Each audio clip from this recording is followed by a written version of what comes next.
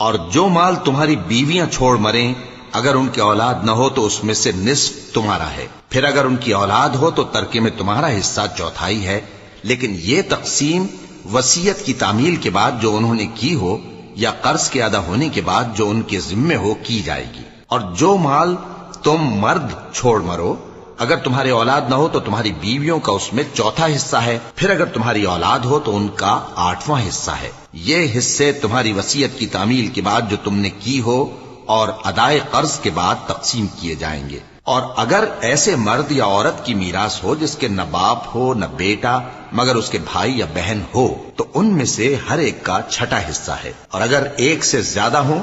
تو سب 1/3 میں شریک ہوں گے۔ یہ حصے بھی بعد ادائے وصیت و قرض بشرطے کہ ان سے میت نے کسی کا نقصان نہ کیا ہو تقسیم کیے جائیں گے۔ یہ اللہ کا فرمان ہے اور اللہ نہایت علم